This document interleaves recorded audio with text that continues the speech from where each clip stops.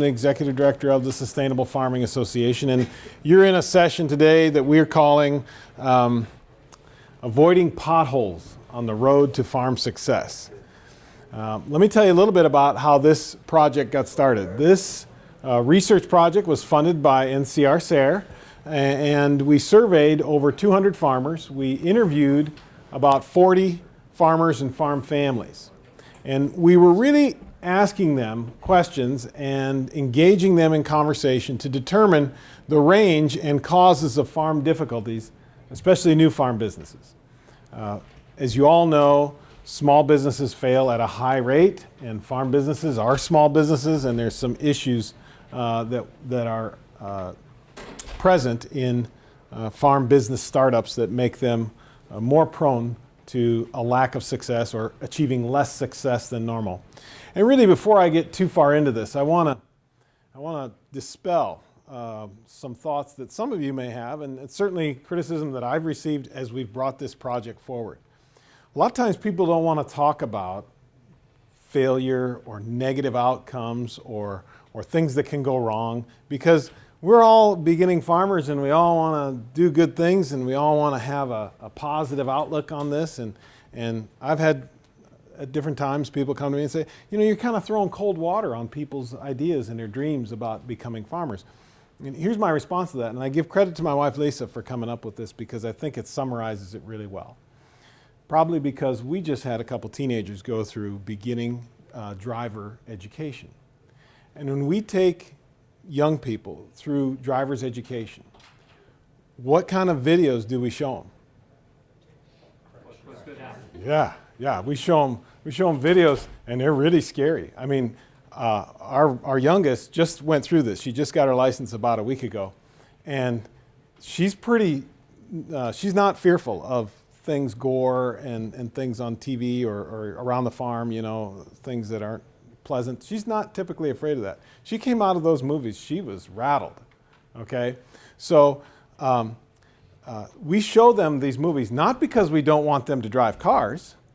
It's the exact opposite. We want all of our young people to become drivers and be able to use their cars to go to work and to be productive, but we want them to be safe drivers. We want them to be sustainable drivers. We want them to drive for their whole lives without having some of those tragedies that we show them in the movies. And that's really what we're about. That's really what we're trying to do here, and that's what we were going after when we asked for these questions and this feedback from farms that were experiencing less than their desired success. What went wrong, and how could we learn from it, and how can we avoid it? So just to give you some overview of some of the responses we got, there's a whole bunch of information on our website, lots more detail, and I'll show you how to get to that at the end of our presentation. But a lot of folks set out their farm business to provide a full-time income. That was the majority of people that we talked to said that was their goal when they started farming.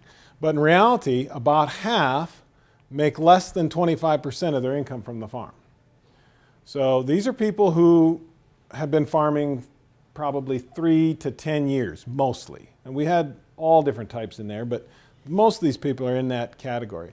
And so therefore, about the same amount of people that thought they were going to get a full-time income are not happy with their current income. It makes sense, right? That same number of folks, about 62%, said they were not able to pay themselves or their family members a real honest wage for their time on the farm. And that's a problem. 75% of those respondents changed their goals. So we're seeing some trends here. So a lot of people set out with a set of goals and plans, and they realize that at some point in the process they have to change it because they're just not getting where they wanted to go.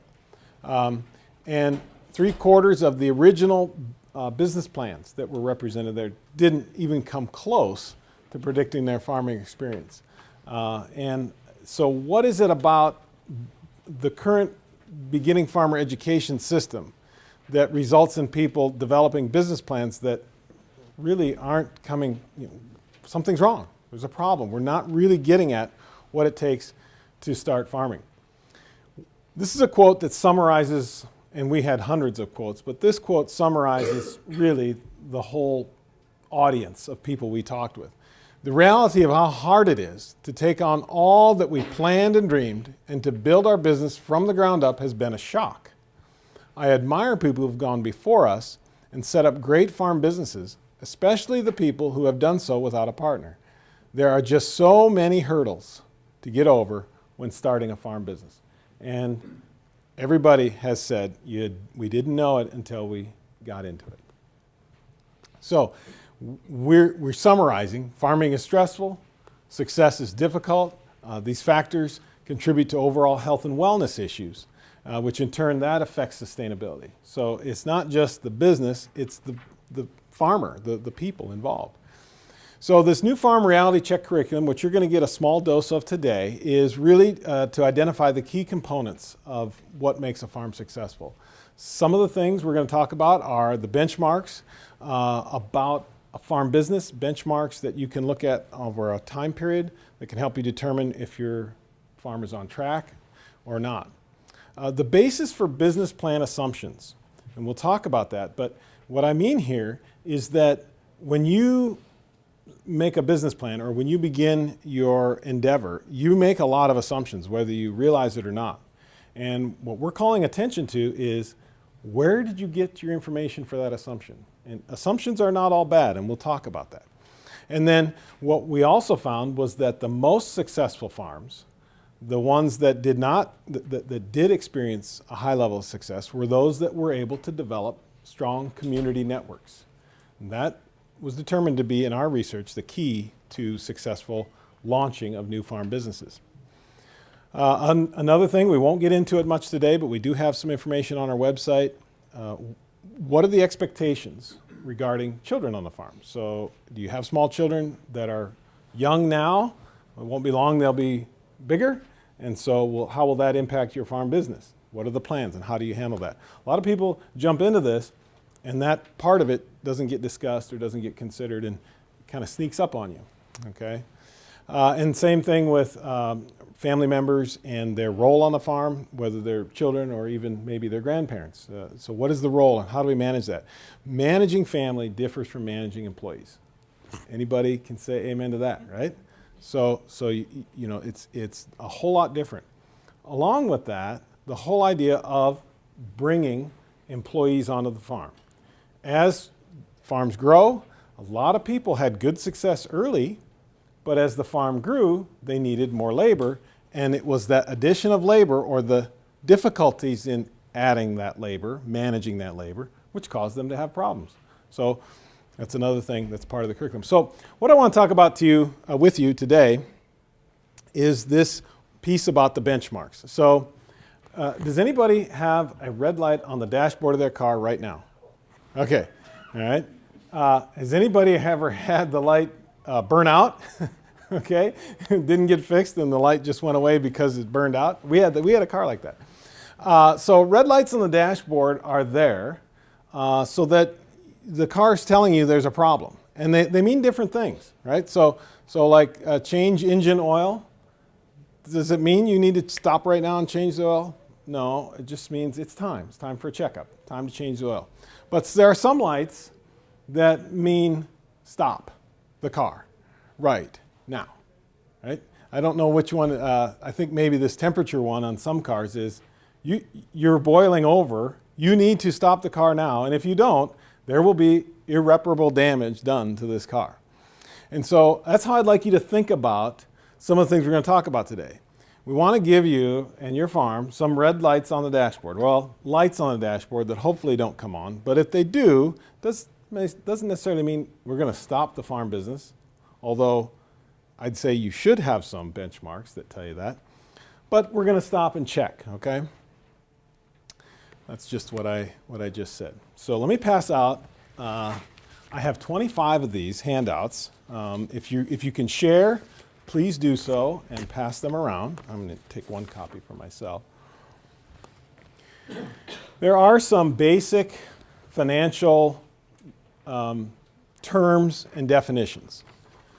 These are coming around to you right now. If you've been through some beginning farmer training, and let me ask that, how many of you have been through some kind of formal training, beginning farmer education? Okay, good. How many of you are farming currently? You're actually producing product, you're selling product, having income, you file Schedule F on your taxes, something like that. Okay. How many have been farming more than 10 years? Okay. How many more than 5 years? Okay. How many more than 2 years? Okay. So we're a beginning group. That's great. Okay. So some of these terms you'll be familiar with. Some of them you may not be. And we're not going to go through all these. And I want you also to know that what you get here today is a taste. This is not the whole picture. This is just to give you an idea of where we're coming from. We'll have more opportunities for more education later. But current ratio, current assets over current liabilities. So the definition of those is on your sheet. You can feel free to look at those. But what this is really looking at is, are you managing your daily assets and liabilities? In other words, do you have too much credit card debt? It's really what it boils down to. That's what this is. Do you have assets that can be sold immediately, like livestock or grain in the bin or produce that's ready to sell? Do you have something that can be sold immediately? And that would be a current asset. Do you have cash in the bank? That's a current asset. And this is something that you should, especially when you start, calculate monthly. Like it or not, I shouldn't say most, many of the people we talked with were financing their farm startup with a credit card. That's very common. It's not advised, but it's common. And so that's a current liability because you're paying on that thing every single month. And so short-term credit. So as you want to be calculating this monthly, if you're 1.5 or less, that should be a red light on the dashboard.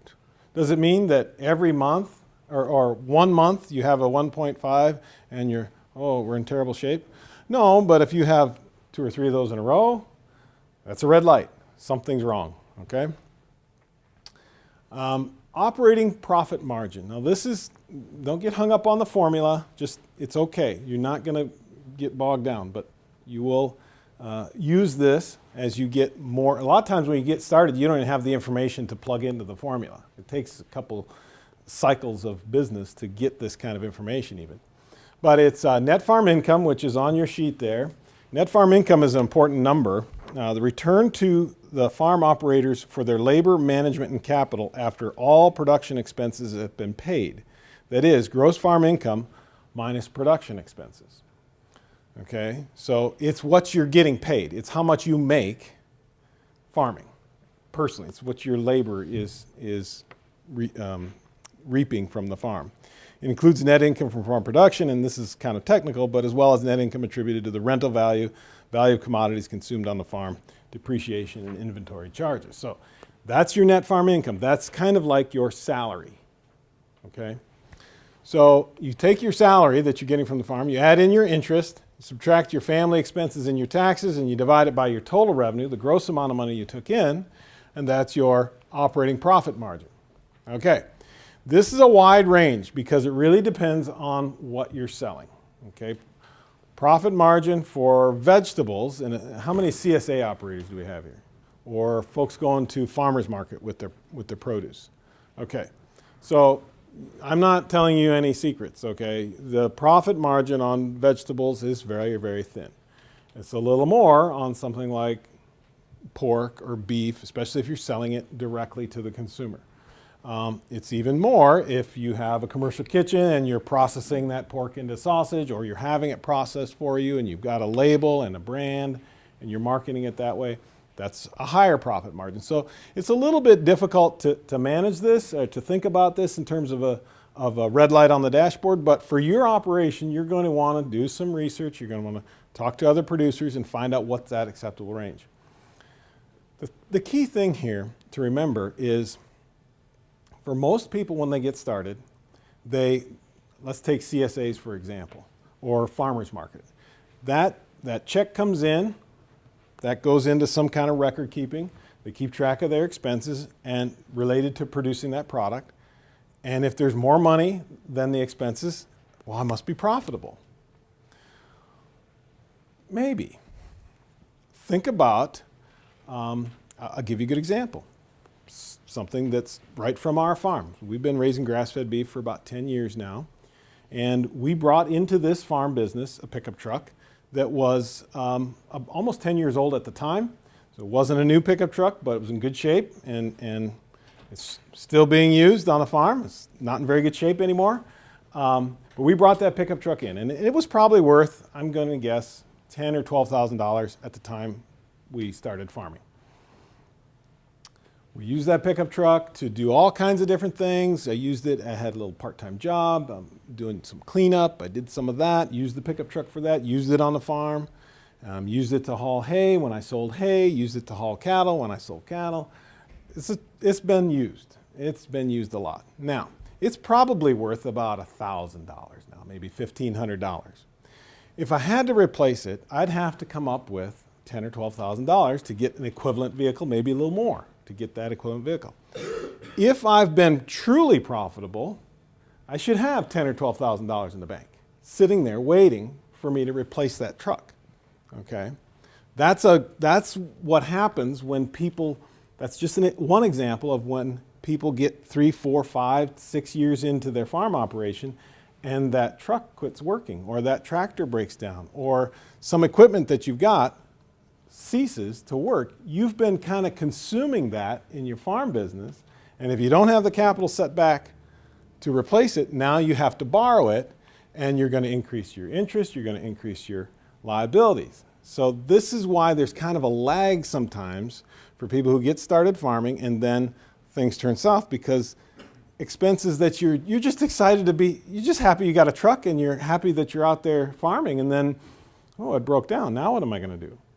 So some of these can really be an important thing. So remember that the profit margin is making more on each item that you sell, yes, but having enough to put back and be able to replace.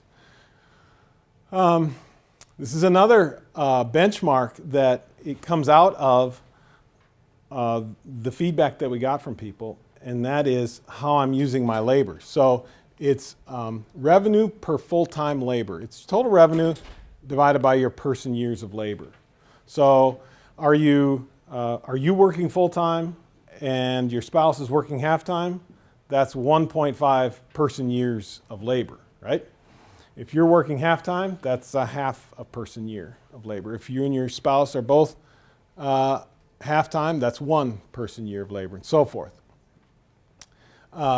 Revenue per full-time labor, that's not your salary, that's how much money is each person generating off the farm. How much additional revenue is available when a person joins or adds labor to the farm.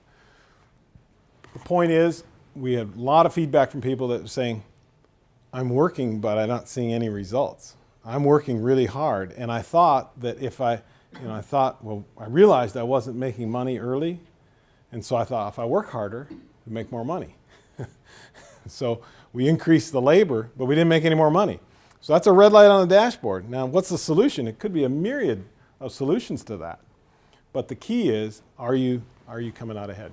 Number of customers, okay? And this gets into a little bit of backwards planning. I was hoping to have a whiteboard in here. I was going to take you through this thought process. So let me just describe it, and hopefully you can picture this. Let's think about a CSA, because I think we all understand what that is. And let's say that your subscription fee for your CSA is $500. Easy figures. And let's say that given your goals in terms of how much money you want to generate, both in gross and in net, you've determined that in 5 years you need to be having a gross income from the CSA of maybe $150,000, or let's just say $200,000 for easy figures. So if you have $200,000 as your goal, and you have a CSA subscription of $500, how many CSA subscriptions do you need to sell? If you had 1,000, or let's see, if you had 500, that'd be $250,000. So you're going to have a lot of CSA subscribers to meet that goal. And that's what happened with a lot of the feedback that we got from people, is that I didn't realize how quickly I needed to get from zero income to substantial income. A lot of people jump into this and they say, they got a business plan and they're like, well, I'm just going to take what I have to the farmer's market. And right away, it's clear that there's just not enough flow. There's not enough customers, there's not enough product, it's not happening fast enough. A lot of people would say, I got burned out after 3 years, 4 years, 5 years. Okay, I think we all understand, if you're a beginning farmer, that there's this period of all small businesses when they start realize we're going to lose money the first year, or we're going to work really hard the first year, and we're not going to see any return right away. Everybody gets that. How long can you do that? How quickly do you need to ramp up the gross dollars to cover that? So you want to think about the number of customers. This can feed a lot of decisions on the farm. One of the things that we heard from people was, I didn't realize how hard it would be to be marketing my product. I have lots of production, but I'm not marketing it very well. So I'll give you an example from something that I'm very familiar with, and that's our farm. We, as I said, raise grass-fed beef, and we started out without any customers. We began to accumulate customers through social media and online interactions that my wife was having with other moms, particularly moms that were parents of children with allergies. So we just kind of developed this network. And so we put out a newsletter, and the number of people that subscribed to that newsletter just kept going up and up and up. And we got to where we could almost measure the incoming orders by the number of newsletter subscribers. So when orders were kind of tailing off, what we would do is start talking about the newsletter on our website, start talking about newsletter in social media, start talking to people send a newsletter saying, forward this on to other people. Newsletter subscribers go up, more orders come in. And so now we have about 900 people on our subscriber list. Sounds like a lot, doesn't it? We have about 20 customers that have told us with their buying habits that they're not buying from anybody else. Okay, now those are customers. We have about another 30 that have, in the most recent years, bought from us, and they might buy again, they might not. Right? The point I'm making is we have probably 20 subscribers to our newsletter for every person that gives us any money. So this number of customers can drive marketing. So think about that scenario in a farmer's market. I need to talk to 20 people to get one of them to buy, if that translates, right? If my messaging is right. So if I go to a farmer's market and only 10 people stop by my booth, it's going to be hard for me something needs to change. That's a red light on the dashboard, right? I need to change my marketing. I need to change my product. I need to get in front of more people. I need to do a better job of something. These are things that you can be calculating in that first year and be thinking, we're not on the right track here. This isn't going to happen fast enough for us, right? And that's really hard to do, because when people start out, we're all very excited about having that display and having people coming and buying anything at all. We're thrilled if they even buy one thing. So I really encourage you to think about that and think about the growth of that over time. Here's what I was saying about newsletter subscribers. And another thing is track how much each person buys.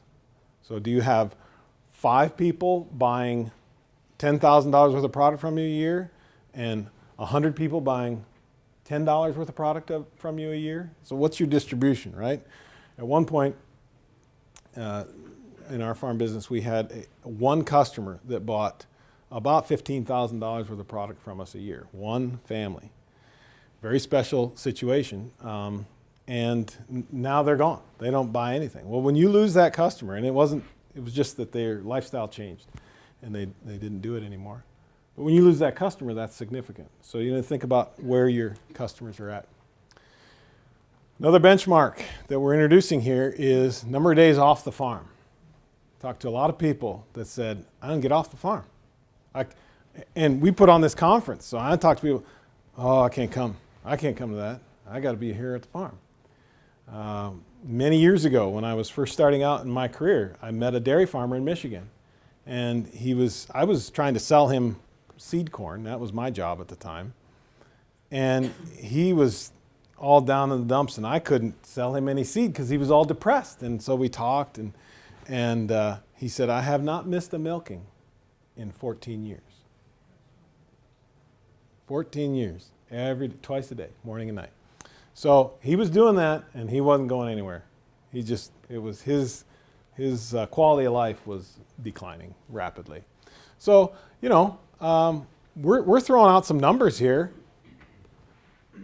It's got to be what works for you, but if you're getting less than 10 days off the farm a year, maybe you ought to rethink it. Could be a red light on the dashboard. Maybe you just say, I only want 1 day off, the SFA conference. That's okay. Okay, so another thing that we've begun to do, and I've got a handout for you that I want to pass out again. You can get these. I'll show you where to get these on our website so that you can print them off on your own. In some of our other sessions, we'll actually stop here and work on it together. You and your farming partner that are with you, if you brought somebody, you actually work on this together. Remember that what you're getting here is there's not a hard and fast rule here. We're trying to get your thought process into this realm a little bit. And what we're saying is some of these goals and some of these benchmarks need to be on a timeline. A lot of people have a lot of energy early on, and if that success doesn't come quickly enough, all of a sudden, it's not worth it anymore. So, think about your life, the next 30 years. And I know that seems a little strange. How can we predict 30 years down the road? You're not able to predict 30 years down the road. But just by going through this exercise, you begin to think about a lot of other things that actually impact today. So these are examples that come from some of the interactions we had with farmers. Let's just say that here you are today. I need to update our graph here and start on 2016, but here you are today, and your goal is to be out of credit card debt in the short term. You're limping along with a tractor that is maybe 60 years old, and you'd like one that's 50 years old. You want to upgrade. We did that this summer. We still have a tractor that broke down. It was almost 60 years old, and I went out to purchase a new tractor, a different tractor, and we bought one, and I was all excited. And then I did the math. I'm like, well, this one's only 10 years newer, but we got a different tractor. So we did that, right? Better tractor. A lot of times. We ran into issues. Everybody's got a different situation, but sometimes one partner in the operation is not getting what they thought they were going to get, or not getting what they want to get out of it. And so maybe at some point there's a commitment made. Hey, I know this house isn't really what you want, but it's all we can afford if we're going to be a farmer, right? Because we got to get this land, but we'll remodel the kitchen eventually. Well, for the sake of your relationship, put that on a calendar, all right? And if that is 2024 when that kitchen remodel and there's an agreement made, and by 2023 you don't have the money to remodel that kitchen, the red light is on the dashboard, right? Okay, that's how it needs to be, because these things build up, and as much as we had issues pop up in our research about the financial management and the business management and the production, we had family issues, relationship issues, communication issues. This is about sustainability. And we talk about soil health, and we talk about the resources that go into agriculture. Human resources are a big part of that. We got to manage that. So you're thinking down the road you want to have an additional full-time person. Maybe one of the children is going to be an additional full-time. So you put that on there so that your gross income, your revenue per person, all of that, your number of customers is in place 10 years down the road, so that you can add that young person that's coming in. Maybe you've got a college education on the horizon. What does that look like? Maybe you're getting out here 20 years and you want to have the land paid off. Well, if that's your goal, put it on there. Put it up on there. It doesn't mean that it's going to be this year or this year or this year. It could change. But if you never put it on there, it's out of your mind and you're not thinking about Maybe, there's a commitment made. Hey, if we get this thing going 20 years down the road, we'll go to Europe, right? Maybe you want to have a new barn right before you hand the thing off to the next generation and you want to scale back. Maybe that's your timeline, okay? Maybe that's your goal. I can tell you a lot of farmers never put that on the timeline. They just think, I'm just going to keep farming until I die, right? Which is a lot of farmers do, but what's that like at the end? What's that look like for the person taking it over? What is that?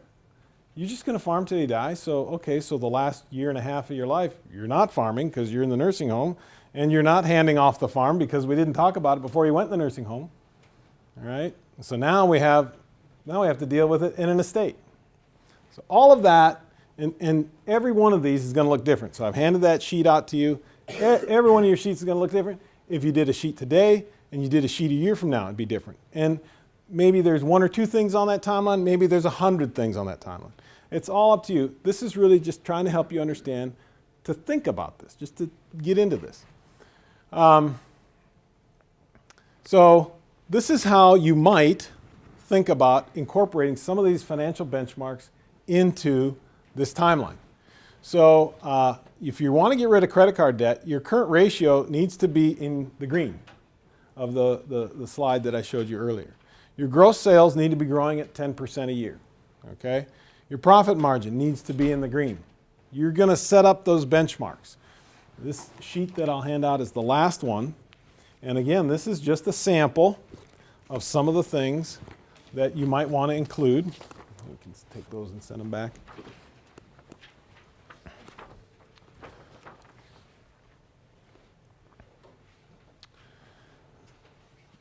Just a sample. It's not a prescription.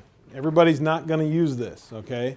But with this, hopefully, it'll be an example of what you want to do on your farm. So work it into your business plan today that you want a certain number of customers by after 5 or 10 years of farming. Work it into your business plan today. As you get this sheet, you want to look at number 4. Before you launch or soon after you launch, maybe you ought to have a conversation that says, if our credit card debt ever exceeds X, we're going to do this, right? Put that on there, because it's very easy for beginning farmers, and I speak from experience, to say, we're almost there. We are almost there. If we could just get over this hump, if we could just buy this piece of equipment, or we could just attend to this session, or if we could just get this CSA launched, we are going to be there. So I'm going to run another month of expenses on this credit card, and another month, and another month.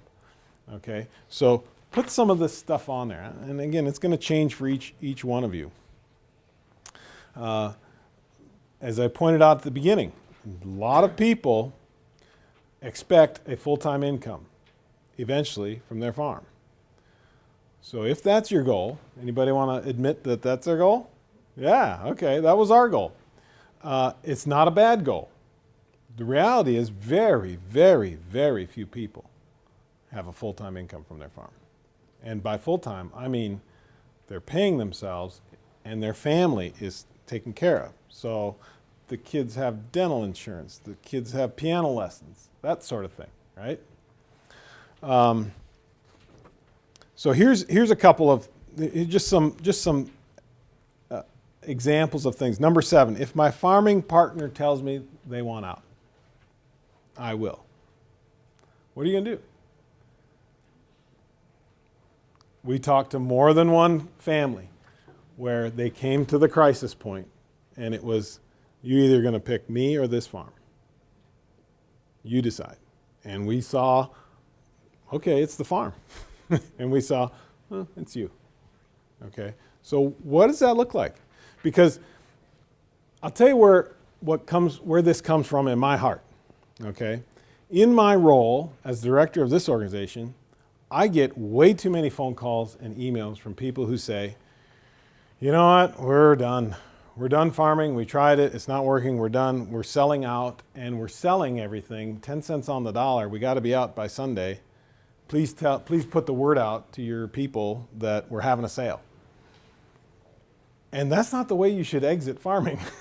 Okay? If it's just like I said about the driver's education. If we can alert you to something that is a pitfall down the road and it causes you to change direction, either to not engage at all or to change the way you go about engaging, to me that's a huge success. That's a great outcome. Going back to our how to incorporate some of the benchmarks, if you want that full-time person, you need to think about what's that revenue going to be and put that on there. The trip to Europe is going to cost maybe a lot more than $20,000 by 2036. I don't know. It depends on how much of Europe you want to see. But are you going to have that much money available 20 years down the road? Or are you going to borrow the trip to Europe? How's that going to work, right? Don't just dream. Unfulfilled dreams break the heart. And you get a string of those, and you have a negative outcome on your life. So I talked about assumptions. Now we all know what an assumption is like, right? We've all been taught that when you make an assumption, you're making an ass out of you and me.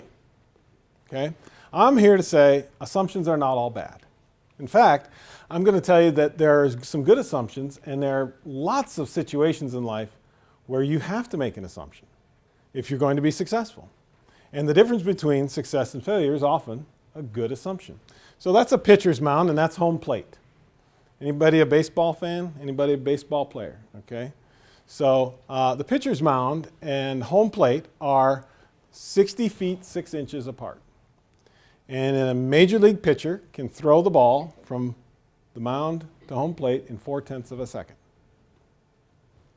That was 4/10 of a second. Did you see it? I'll show you again. There's pitcher's mound, home plate, 60 feet 6 inches. This is 4/10 of a second. Okay? So that's how long it takes in the major leagues for a pitcher, the ball, to go from the mound to home plate. The batter, if he's going to make contact, has to start the swing when the ball is 25 feet away, which is about right there, relatively. Okay? So that's about 25 feet. So he has to start swinging at that point. So he has to make an assumption. Where is it curving? Is it going to be in the strike zone or out of the strike zone? Is it going to be high or low? How fast is it going? Right? That's the game between batters and pitchers. Can I fool you into thinking? Can I fool you into making a wrong assumption about where this ball is going? The difference between a Hall of Fame baseball player and just an average baseball player is about 25 to 30 correct assumptions a season. Batters, major league batters, get up to bat about 600 times a year in the season if they play the whole season. These are rough estimates. They usually, a Hall of Fame batter with a batting average is going to hit the ball about 32% of the time. And an average player is going to hit it about 26% of the time. And the difference in 600 at-bats between a hit and an out is about 25 or 30 correct assumptions. So Hall of Fame or average. It's all about your assumptions. Okay, so don't just accept that all assumptions are bad. We want you to make assumptions. You're going to make a lot of assumptions. A lot of times when it comes to business planning, people say, how can we know? I'm not gonna predict how many customers I need. How am I supposed to know that? Well, you might make a good assumption. I'm encouraging you to make lots of assumptions, but understand where that assumption comes from. What's the basis for that assumption? Bad assumptions are overestimating your own ability, your knowledge, your capacity, your commitment. In other words, let's not worry about that. We're going to solve that problem. If that comes up, we're going to solve that problem by working harder. That's how we're going to fix that. That's very commonly my worst assumption in my life, not just in farming, but in this job and in other issues. I often assume that if I just work harder, it'll work out. It's okay. I can work harder. Well, I'll tell you, there's only 24 hours in a day, and there's only so many years in your life, and you can't always do it. Bad assumptions, underestimating cost, very common, very common. We heard that from the data suggests, and people told us. We did not include all the costs of production.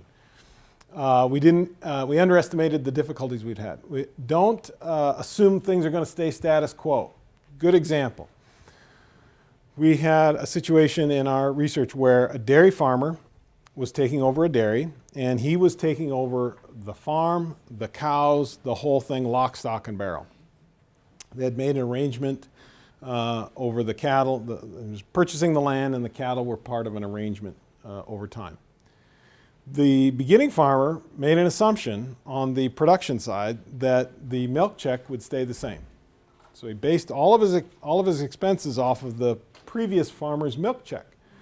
Here's what my milk checks have been. We got the same cows, everything's the same farm, same feed, everything's the same. Only difference is a different person feeding, a different person milking.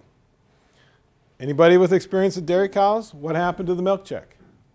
It went down fast until there was the adjustment. Both the farmer made an adjustment and the cows themselves were like, okay, I guess somebody else is going to milk us. We better adjust.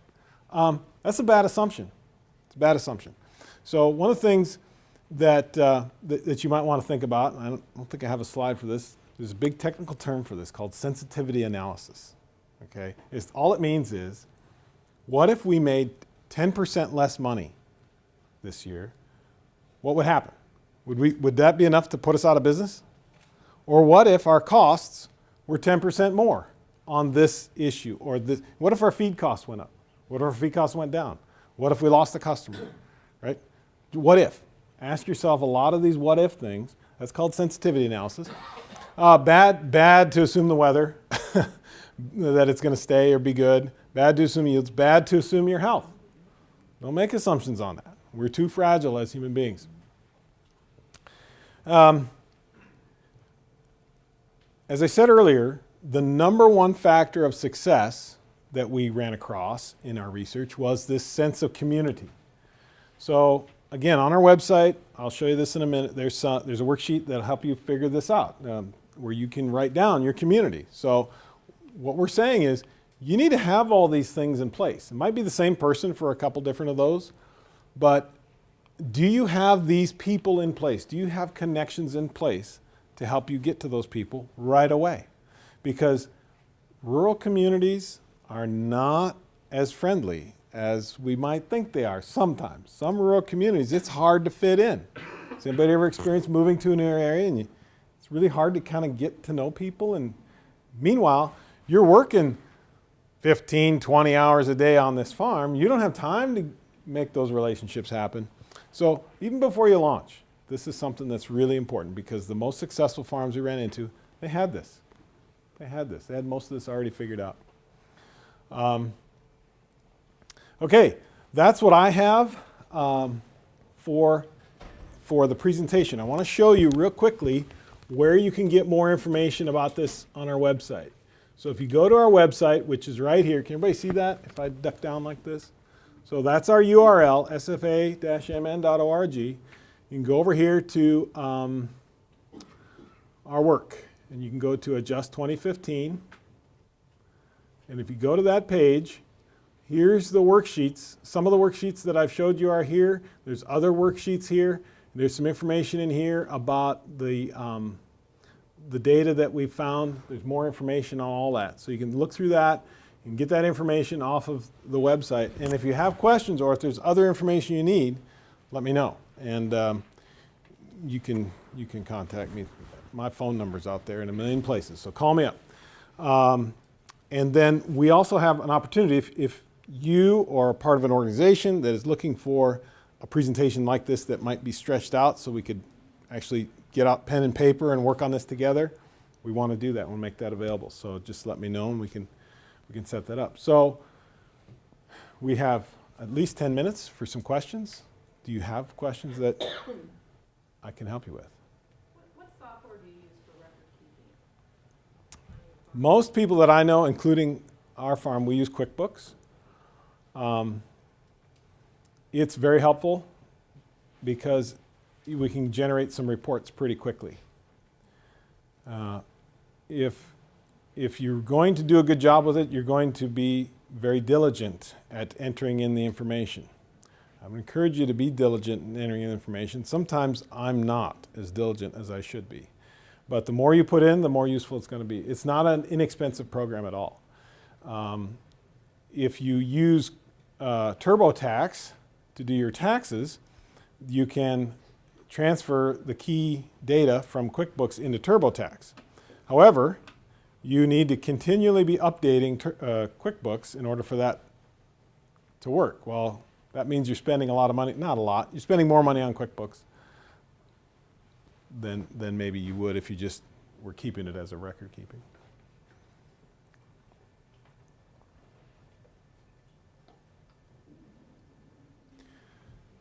Anybody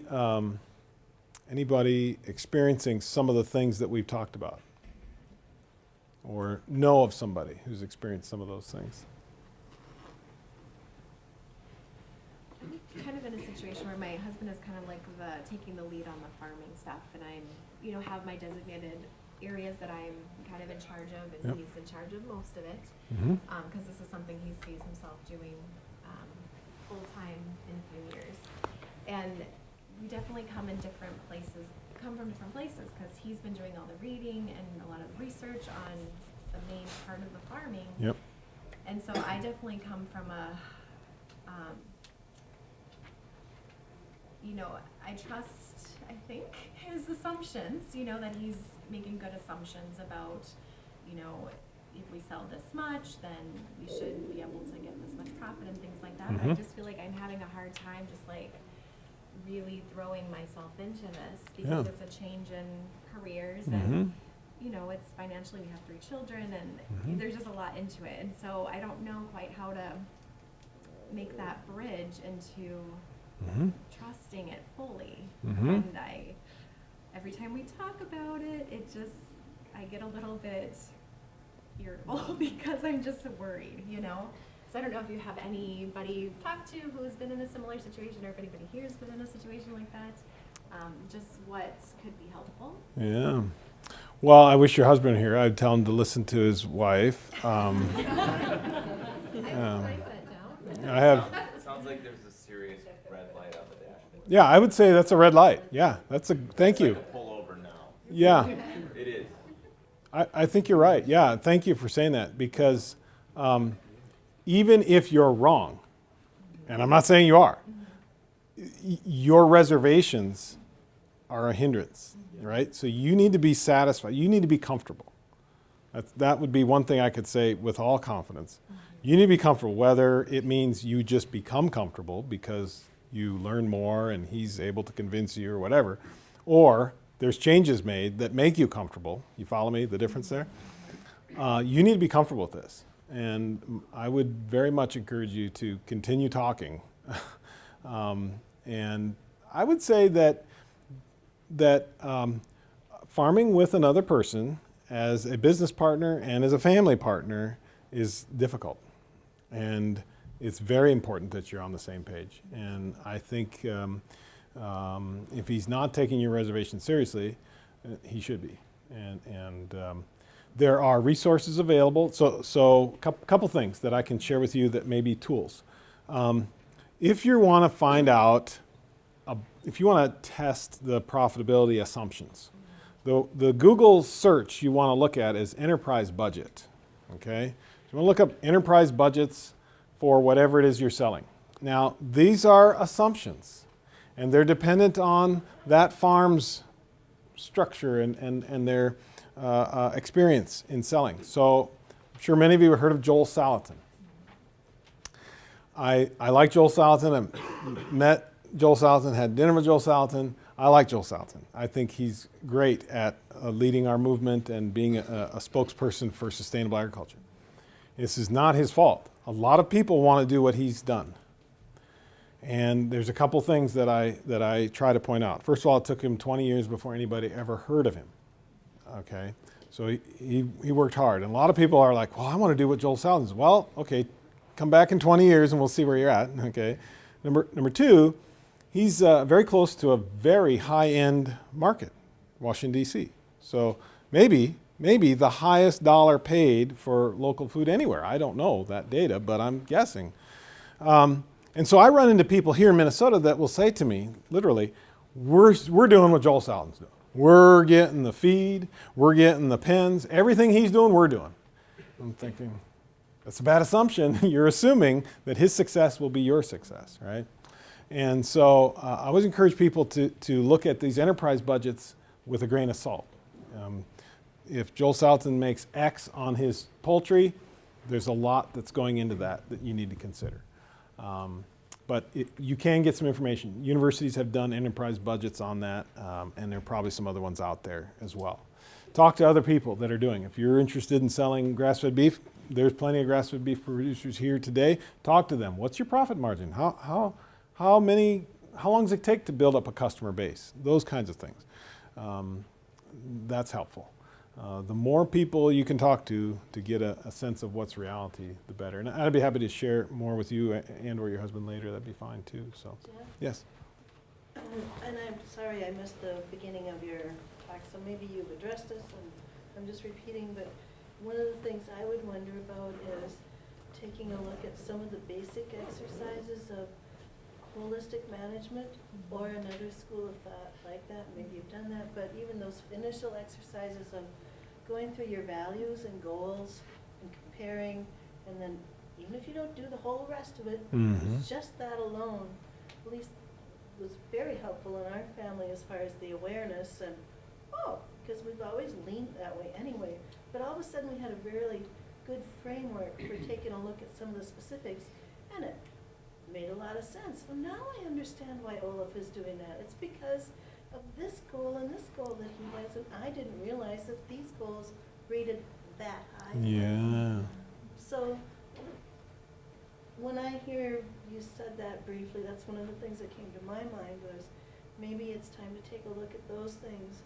Now, this is not going to solve any of the economic budgets or those kind of assumptions, but all of a sudden you put into reality what the real values are, and maybe there's some kind of conflict there that needs to be dealt with, or at least aware of, that will help then go with the rest of it. Yeah, I agree with you completely. You know, when we started farming 10 years ago, our oldest daughter was 10, about 10, and she was a piano player, and she had taken piano lessons, several years of piano lessons. She's a pretty good piano player. And when we first started, we didn't have the money for piano lessons. Now, some of you have heard this story before.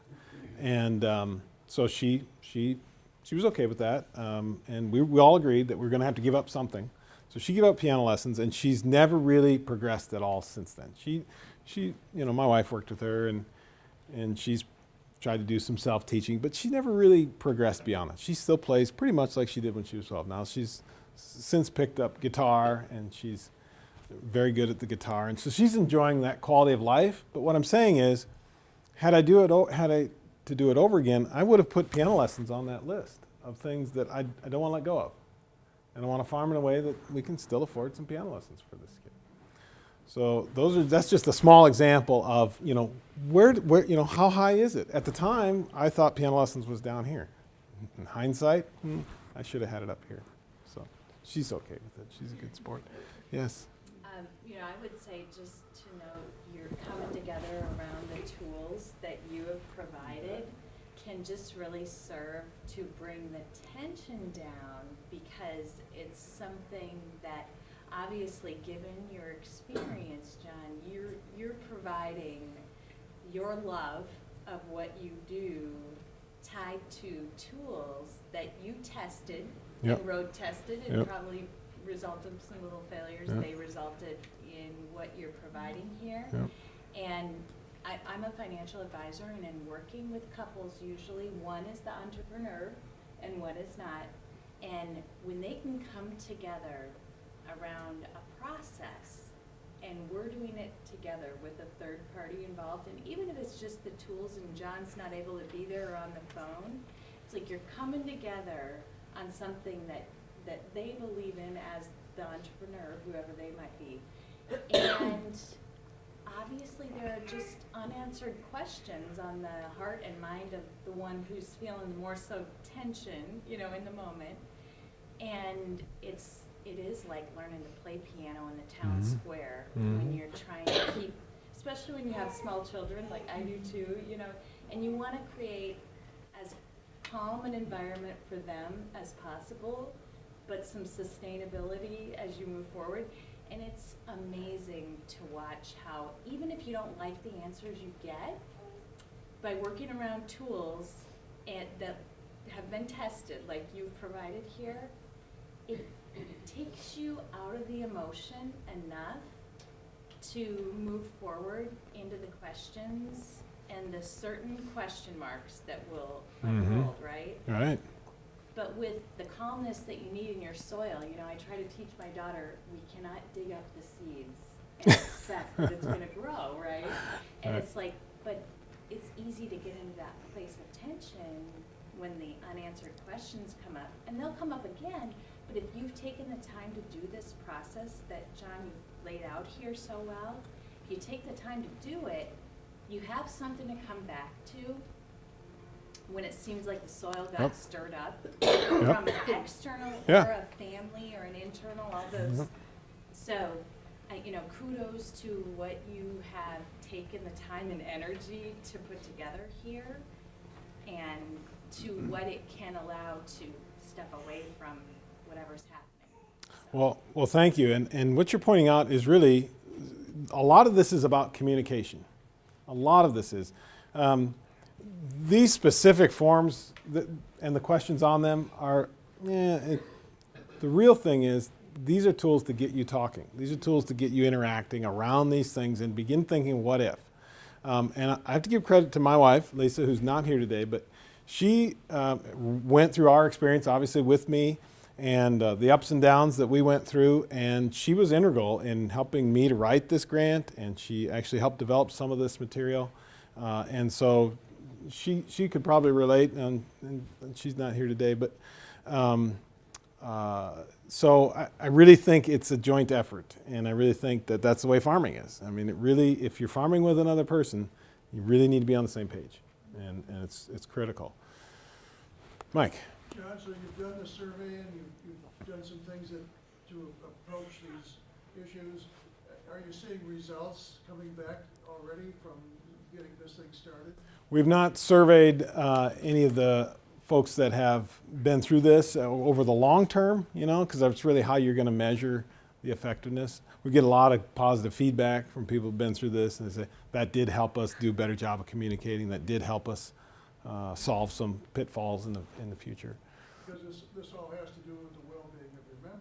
Yeah, it's going. You're right. You're exactly right, and it's going to take a long time before we really understand the impact. But we're making it available, and people are taking it in. So it's good.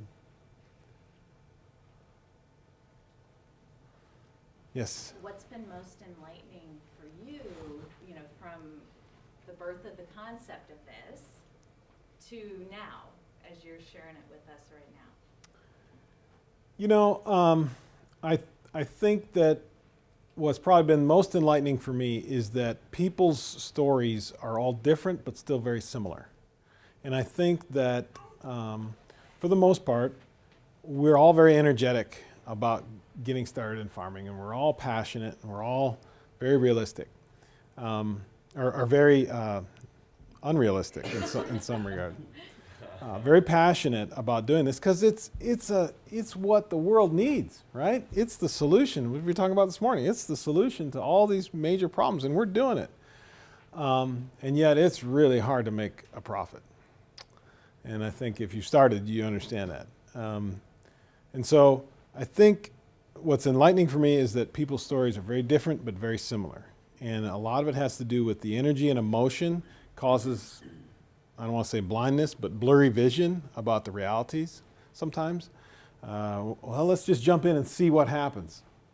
Right? Well, pretty soon you're in so far, you can't get out because you've invested so much of your time and energy and money. You've got to see a return or you're sunk, right? That's a dangerous place to be. So we're trying to get people out in front of that a little bit. So, We are out of time. I'm not going to hold you from lunch. So thank you. I appreciate you coming. I'm here for a little while if you've got other questions. And feel free to come up and we'll interact some up here. Thanks for coming.